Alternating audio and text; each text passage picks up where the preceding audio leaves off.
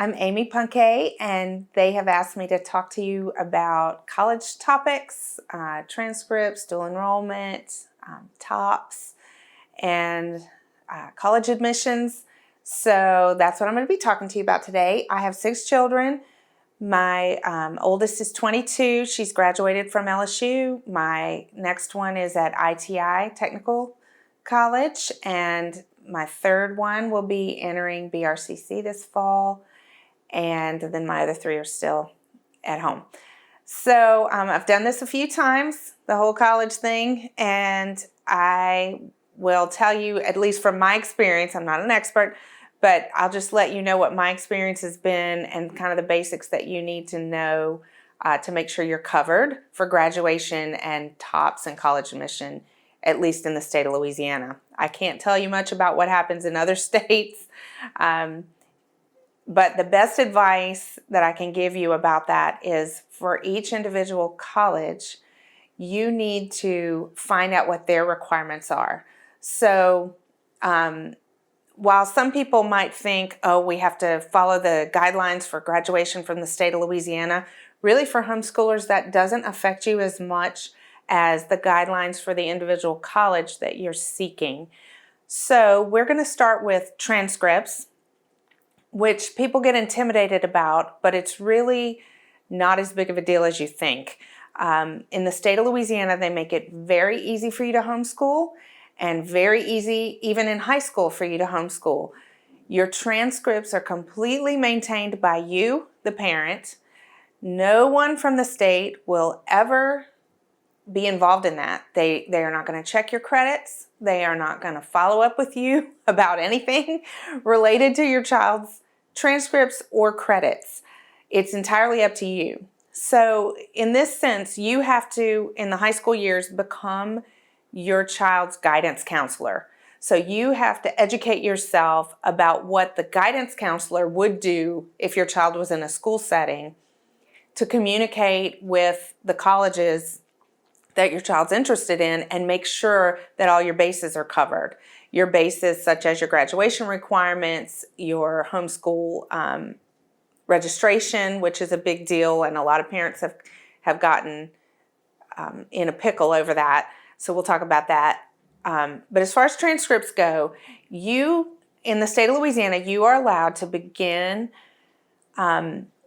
recording high school credit in the 7th grade if the class is a high school level class. You can't take your child's 7th grade math class or 7th grade science class and count that as a high school credit. But if in the 7th grade or the 8th grade your child is advanced enough to be taking a high school level class, which many kids are, Algebra 1 or physical science at a high school level, then you are allowed to count that as a high school credit.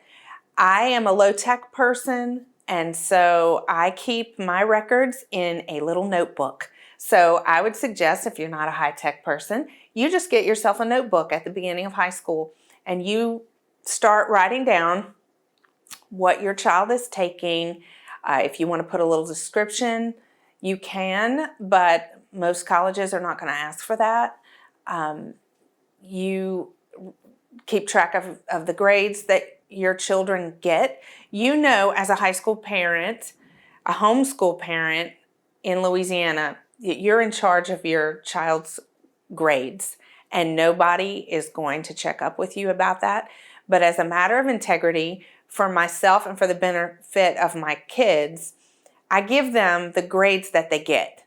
I don't fudge that at all, and you shouldn't either, for their benefit, because that's not going to do them any good. If they graduate from high school thinking they're straight A students because you've been giving them a little help, it's not going to benefit them when they hit the college level, and you're not there to smooth over those gaps anymore. So give your child the grade that they receive. If they're taking classes, as mine have, in a co-op setting where their teacher is someone other than me, I give them the grade that they get. And if they, a lot of times those teachers are going to be willing to work with you on things to improve your child's grade, just like a teacher in school would. But let them receive the grade that they earn. That's my advice for you about that. And put that on your transcripts. write that down. And when it comes time for you to make an official transcript, there are plenty of different ways to do that are easy. Some are free, some cost money, but it's not a big deal. Mine I do on a spreadsheet, and I enter the information. What a college is going to want to see on your transcript is your child's full name, social security number, birth date, graduation date. I don't know why that's such a big deal, but the graduation date has to be on the transcript. They want to see the name of the class, the grade your child received, and the points that grade is worth, so that you can calculate your grade point average. And so your grade point average also needs to be included in there. If you don't want to do it that way, make your own spreadsheet or whatever. There are plenty of programs you can buy, make your own transcript helpers, and you're certainly welcome to do that. The schools themselves will tell you exactly what they want to see on their transcript. So the first time I was doing this and I was nervous, intimidated, I went into LSU and spoke with the admissions counselor, who took my information, my transcript, and looked it over, and she basically took a pen and scratched things out and said, I want you to change this to this, I want you to change this to this, and then it's going to look the way our system wants it to look, because their system is set up to receive transcripts from an official entity like the state of Louisiana. Well, yours isn't going to come from the state of Louisiana, because the state of Louisiana doesn't track your child if you're homeschooled. So they're going to coach you about how to make your transcript look the way their system wants to see it. And each school's system is different. Each school wants something a little bit different. But in general, they want a basic class title, English 1, American history. They don't want a lot of detailed descriptions unless you're trying to go for some high-level scholarship or some other special situation. But just for the basic transcript, they just want the basic information, and they will help you put it in a format that is usable for them. And you're going to email that. You'll see in their admissions policies how the transcript has to come from an official state organization, and it can't come directly from a person. Well, in your case as a homeschooler, that doesn't apply. It has to come from you. You are the principal. You are the teacher. The transcript is going to come from you, directly emailed from your email address, and that's fine. They're going to accept that. I promise you. They have done this 3 times now. They're going to accept that. And if it somehow isn't meeting what their system needs, they're going to tell you how they want you to arrange it so that their system can accept the information. They want your business, and they want homeschool students in general. And now I'm talking mostly about state of Louisiana public schools, because that's been my experience. If you're talking to an out-of-state school, you need to just be in communication with them about what they expect in the transcript department and how their admission process goes, because that's different depending on the school, and you can tailor your experience to meet what it is that they want. So be in communication, which means you need to be thinking about the schools that your child's interested in before their senior year. You need to be thinking about which direction they're heading in so that you're leading them in the right direction for that, and begin applying for those schools that your child's interested in at the beginning of their senior year. Some schools have deadlines, their application deadlines, that help you be in the running for more scholarship money. Usually those are, I think for LSU, the last time I checked, it was November 1st. So October, November, December, if you want early scholarship consideration, you need to be having your applications in by that time of your child's senior year. October, November, December of your child's senior year. But if you're not thinking about those kinds of things, you can wait until spring, but you still need to be communicating with those schools that you know your child is interested in, so that you know you're meeting their requirements and you have time to cover all those bases. All right, the next topic we're going to discuss is dual enrollment. We have many great options for dual enrollment in our city, in our state, and that is a fabulous option that you should absolutely take advantage of if your child is in the position to take advantage of it. And so we'll talk about what that means. But something I forgot to say in the last segment, and I wanted to tell you this, is you must, for purposes of top scholarships, which we're going to talk about in a few minutes, have your child enrolled as a home study student in the state of Louisiana. So your two options for enrolling as a homeschooler are non-public schools not seeking state approval. So basically a private school that's not being overseen by the state, or as a home study student. The home study option requires more documentation. You have to send in a birth certificate. You have to send in test scores. The non-public option gives you basically anonymity and freedom. They have your family name. They don't have your children's names recorded. They're not asking you for birthdays, birth certificates, anything like that. So my normal pattern is to leave my child as a non-public student up until the 10th grade. And once they enter 11th grade, I begin registering them as a home study student. If you want to be eligible for any of the state tuition help, TOPS, and all that TOPS includes, which is, there are several programs under TOPS, you need to be registered as a home study student. Don't miss that. Don't miss that. With that out of the way, let's talk about dual enrollment. My favorite option for dual enrollment is Southeastern in Hammond, and I will tell you why. Southeastern has been extremely intentional about attracting the homeschool students and making it easy for them to use the services of the university before they even graduate from high school and to assimilate as a student at the university. They're very helpful, they're very intentional, and they have several programs that your high schooler can take advantage of. So we'll talk about that. The first program that Southeastern offers is called the Southeastern Scholar Program. In order to qualify for that program, your child must have a 24 on the ACT. If your child has achieved a 24 on the ACT, you can apply for the Southeastern Scholar Program, and they will give you 6 free credit hours every semester for the remainder of high school. You will still have to pay their fees, which when my student was doing this program, I think the fees were about $300 to $400 a semester, which includes your books, because Southeastern has a great book rental program. When my child did that program, we chose online classes for her. She never went to campus.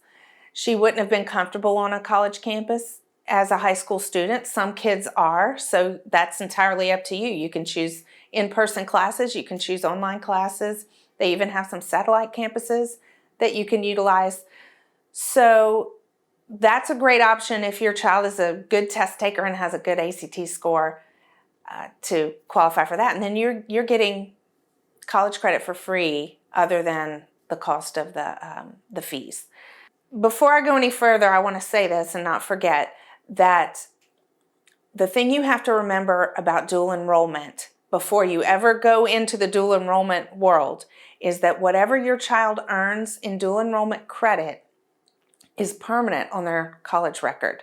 So if you are not sure that your child can handle college level work, you need to think carefully about whether you go down the dual enrollment route, because if your child earns a D in that college algebra class, that D is going to stay on their college record and affect their college GPA for the rest of their college career. So be careful is what I would say, and make sure that your child is ready for that level of work.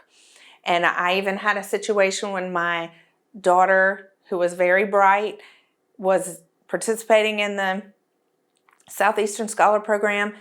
We got her into one class that was way over her head. And even though she was doing all the work to the best of her ability, she just wasn't doing well. And so we communicated with that professor, who was very helpful and kind, and said, this class is not for high schoolers. I would drop her out of this class if I were you.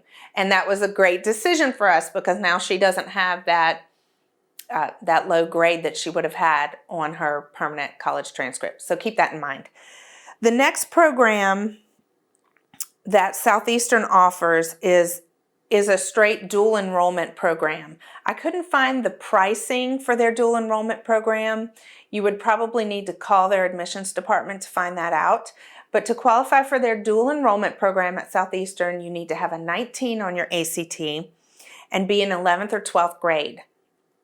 And the classes that you request for your child to take might also have some prerequisites included, such as minimum 18 on the math section of the ACT or minimum 19 in the English section of the ACT, things like that. So you have to follow whatever their prerequisites are that they would apply to any of their college students. Those are going to apply to you as well.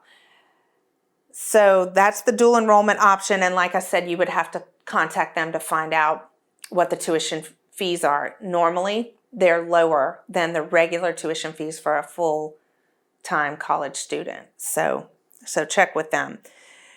The other option they have is the early admissions program. I've never used this program, so I can't give you any personal experience about that. But in order to qualify for that, you have to have a 25 on the ACT and have completed 6 semesters of high school. So basically, you would be skipping your senior year, and you would have to talk to them more about how that works.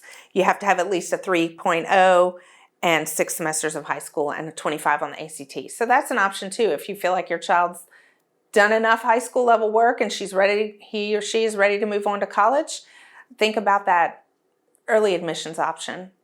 And Southeastern's website is fantastic. It's very easy to find the information you want.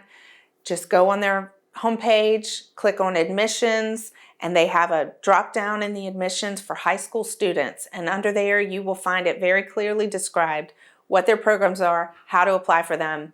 They really want you to come. And one of their slogans at Southeastern is "You matter here." And I'm telling you, when you deal with them, you will feel that way. You will feel like you matter to them. So that's a great option. They have fantastic programs for homeschoolers. And another great advantage about Southeastern is that their admissions requirements for an incoming freshman are a little bit generous compared to other schools. So we'll talk about that when I get to the admissions part. The other options in town for dual enrollment are BRCC and FranU. I'll talk about FranU first. They have also in the last couple of years been very intentional about attracting the homeschool students for dual enrollment. They make it very easy to apply and to qualify. Their dual enrollment program is similar to Southeastern in that you must be in 11th or 12th grade. You must have a 2.5 GPA and an ACT score of 19. If you meet those qualifications and you're accepted as a FranU student, they do have online class options and in-person class options, but their in-person classes are usually quite small. And my son did one of those this past semester and had a really good experience with that. They are very friendly, very helpful, and the best part about it is that their credit hours, they will charge you only $60 per credit hour for your dual enrollment credit. So one 3-hour class with them is going to cost you less than $200, which is a great deal. That's a great deal. And your 1 semester class as a dual enrollment student is going to count as 1 year of credit on your high school transcript. So if your child takes college algebra for 1 semester at FranU, as my son did this past semester, then that's a year of high school math credit on your high school transcript. So it's a great deal. Less than $200 for a college level class is a fantastic deal. FranU also has an early admissions program like Southeastern does, 25 ACT, 3.0 GPA to qualify for that, and you can begin your college career a year earlier than you would have, maybe even 2. So those are your options with Fran U. The final option is BRCC, the community college, which is, they definitely offer dual enrollment credit and advertise that they offer that dual enrollment credit. I have taken advantage of their dual enrollment credit. They have a generous fee structure like Fran U does, where they will only charge you $60 per credit hour, which is a great deal. Their system for dual enrollment is really set up more to accommodate the student who's enrolled in a high school setting.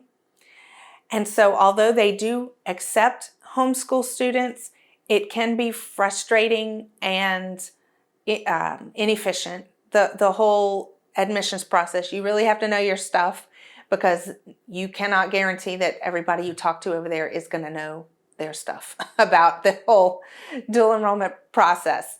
I've done it successfully there. I've also had a frustrating experience where I pulled out and gave up because they couldn't get it together on their end. So BRCC is an option, and I know a lot of people have taken good advantage of it. It can be frustrating. So that's just a little warning that if you decide to go that route, you might end up frustrated. So that's it for dual enrollment. Next, we're going to talk about college admissions. And this is the place where I say you need to become your child's guidance counselor. You have to educate yourself about what the schools expect, what the state expects, what the different regulations are for different agencies. And it can feel overwhelming at first, and sometimes it can be frustrating. But get yourself a notebook, like I said. Take good notes for yourself about the different people you're communicating with, because, and I didn't say this before, when you register as a homeschool family in the state of Louisiana, you're registering with the BESE board, basically, the Board of Elementary and Secondary Education through the state of Louisiana. That's who keeps track of your homeschool registration. Not that they track you, because they don't, but they keep track of your registration. And that's very important, because you're going to need them when you go to apply for TOPS, which is administered by a different agency. And that agency and BESE don't necessarily communicate very well. So you have to be the one who keeps track of all that information and make sure that all the people who need the information have it. So you're being your child's guidance counselor. And like I said before, what your graduation criteria are should be determined by what the college your child wants to attend is going to require. So in the state of Louisiana, the high school requirements, the basic high school requirements, are what they call the Louisiana Core 4 curriculum. It's basically the Board of Regents' basic requirements of 4 math, 4 English, 4 science, 4 social studies or humanities credits. So that's your 16, plus 2 foreign languages, plus an art credit. So you will have a requirement of 19 credits for entry into most state schools. LSU is going to require that. Southeastern's going to require it. All the state schools are going to follow this Louisiana Core 4 requirement. Now, let me say that that doesn't mean that they don't have some wiggle room, because they do. If your child maybe is short 1 credit, and I had this experience, short 1 credit in math, for instance, but had a high ACT score, well, they're going to work with you with that, and they have some leeway depending on the school and depending on the counselors you're working with. They have some leeway, so don't panic about that. But in general, I follow that Core 4 curriculum for my kids' graduation requirements. With that being said, the state is going to require nothing from you as far as graduation requirements are concerned. You determine when your child graduates. You make their diploma, which, by the way, is not an official document. The only official document that any school is going to be interested in is your transcript. They are not interested in seeing your diploma. That's just a certificate that somebody made up and you frame it in your house.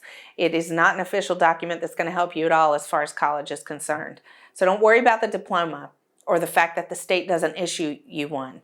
You find a nice template and make yourself one, or join the chef graduation and get a really beautiful one from them. But don't worry about that. What you need to worry about is the transcript and the core curriculum requirements, which are those 19. Now, what I wanted to tell you about Southeastern in regards to the core curriculum is that they have a nice option for homeschool students, which just shows you, it demonstrates that they really want to attract the homeschool student.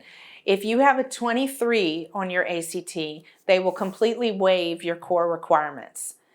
If you have a 21 on your ACT, they will allow you to have 17 core credits instead of 19. And with those 17 credits, you have to have a 2.35 GPA with those core credits. And if you can meet those requirements, then they will accept you as an incoming freshman at Southeastern. So I would say LSU and others probably have similar leeway with their entrance, but Southeastern's made it very plain and official on their website that this is an option available to you. So just another reason to consider Southeastern, who is a great friend to homeschoolers. So I spoke about this before, your applications.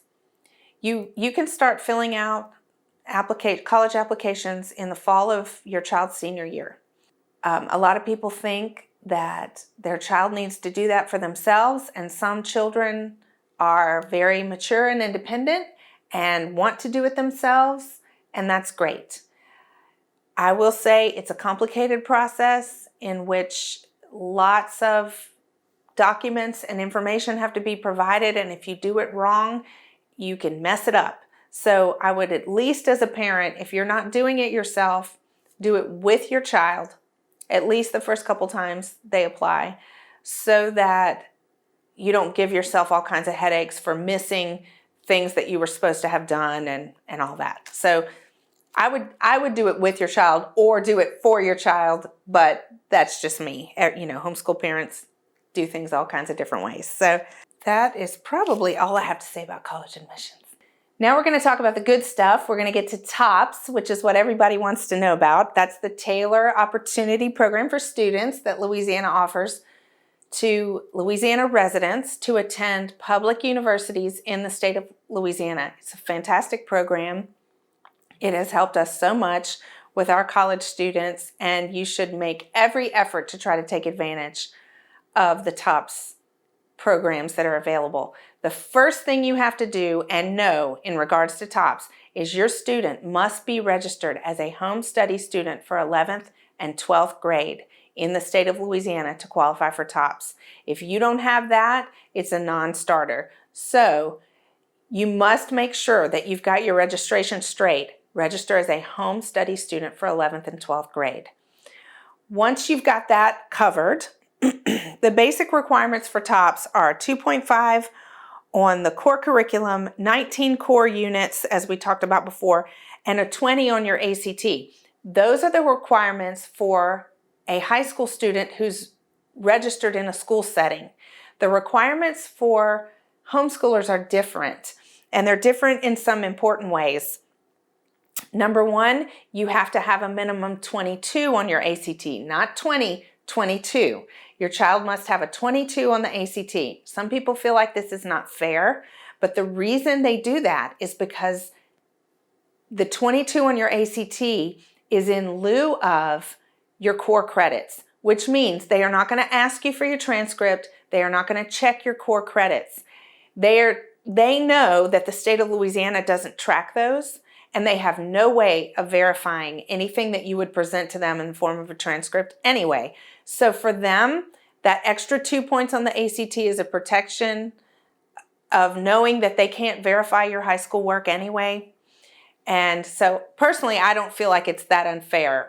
But regardless, you have to have a 22 on your ACT to qualify for the Opportunity Award, which is the base level TOPS award. As your ACT score goes up, they have 3 levels that you can achieve within the TOPS. They have an opportunity award, a performance award for which you need a 24 on the ACT, and then the honors award for which you need a 28 on the ACT. And that just tacks on a little extra money each semester as you achieve those higher levels. And those scholarships, if you receive them, are in addition to whatever scholarship the school might give you. So if you got a scholarship, say to the music school at LSU, as I've known people to do, and you also have TOPS, you get all that money. You get whatever the school promised you, and you get the TOPS money, so you might get money back. You might get a refund from the school at the end of the semester, if that's the case for your student. The other program that doesn't get a lot of attention, but is also a great deal, is the TOPS Tech program. For the TOPS Tech program, you only need a 19 on your ACT, and a 2.5 GPA. I don't know if they would check your GPA or not with the tech program. I'm not sure about that, but that's for a 2-year, like an associate's degree, a technical school, cosmetology schools. ITI, where my son goes, takes this kind of award. So that's another option if your child's maybe not as good of a test taker and hasn't gotten that 22 on the ACT. So there's a lot available for us in the state of Louisiana, and Louisiana has incentivized us trying to keep our students here in state. So take advantage of that if at all possible. So how do you apply and qualify for the TOPS scholarship? You have to go through LOSFA. LOSFA is the Louisiana Office of Student Financial Assistance. LOSFA is a state agency separate from BESI, where you applied for your home study or non-public school approval. Two separate entities. They do not communicate with each other, and that's important for you to remember, because you are going to have to obtain your registrations and homeschool verification from BESI and transfer that to LOSFA. They used to give each other that information. They no longer do. And you won't always be notified that the school doesn't have the information that they need. You just won't be qualified, and you'll be scrambling trying to figure out why. That happened to me once, so I know. So in order to set yourself up with LOSFA, you need to get your LOSFA ID. You can simply email custserve at, I can't remember, at la.gov, custserve at la.gov. That's just the email that's related to LOSFA, which you can find on their website, which is also, by the way, a fantastic website that's really easy to use and has tons of information. So you get your LOSFA ID from them, and when you have that for your student, that's unique to your student, you can set up your student hub on the LOSFA site. And once you set up your student hub, now you can track your child, what their awards are, what any information from TOPS about funding or special announcements they might want to give you. That's all going to be on your student hub, and you can log in by individual student and track their awards, their progress, their status with TOPS. All that's going to be right there. So that's a great feature of the LOSFA site, and you need to take advantage of it. So set up your student hub on the LOSFA site during your child's senior year. Remember that BESI is not going to give them that information. You need to transfer that information to them. So in order to qualify for TOPS, you must fill out the FAFSA. That's the that's the free application for federal student aid. Some people object to the idea of filling it out. It's very tedious. They want all your personal information, your income and all that, as if you're applying for Pell Grants or anything else. It's the same application for all of that. It doesn't matter what your income is for TOPS. None of those things they're asking you on FAFSA matter. It's just the vehicle that the state of Louisiana uses to verify that you qualify for student aid. So you have to fill it out. Don't complain, just do it. And they're going to require your child to register for selective service on there. Just do it. It's going to be tedious, but once you've done it, actually before you start filling out the form, make an FSA ID on the FAFSA site. Once you've made that ID, and that's also tedious and it involves questions you have to answer and security questions and all that, make that, it's individual to your student, then fill out your FAFSA form. You can automatically upload your tax returns through the FAFSA site. They have made it easier in the last couple years. It's pretty convenient. The FAFSA comes available, last time I checked, it's available in October of your child's senior year. So as early as October, you can fill that form out, and then the schools that you're applying to can access that information, and they're going to want to. So just do yourself a favor and fill the FAFSA out early and get that out of the way. And then you have no hiccups with LASFA and TOPS. You have no hiccups with the school and them trying to apply you for scholarships and all those things. So just do that as early as they allow you to do it. So I'm just going to give you your senior year checklist. Parents, this is your senior year checklist. Number 1, you need to fill out that FAFSA starting in October of your child's senior year. Number 2, you need to request your LASFA ID from custserve at la.gov. Go on the LASFA site and you will find everything you need to know about how to communicate with them, how to get the information you need, get your students' LASFA ID, set up your student hub on the LASFA site. Now you will know, you can look at that anytime and know what your child's status is in regard to TOPS. So, number 4, make sure that LASFA has all your documents, particularly your home study approvals from Bessie. You have to send them that information. And any other information they might ask for, you need to make sure you're providing it. And if they have you on your LASFA ID and your email and all that, they're going to be telling you what they need and they're going to be communicating with you. So make sure you have that. Another thing that they've been asking for the last couple of years, which is new, is they want you to provide your homeschool registration for 9th and 10th grade.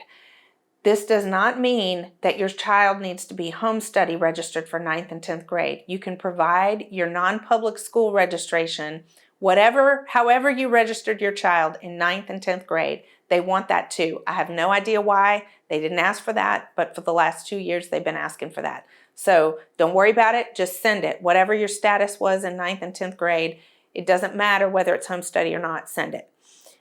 Number 5, start applying to the colleges of your choice, and keep in mind that they're going to have different deadlines for early scholarship consideration. So just find out what each school wants.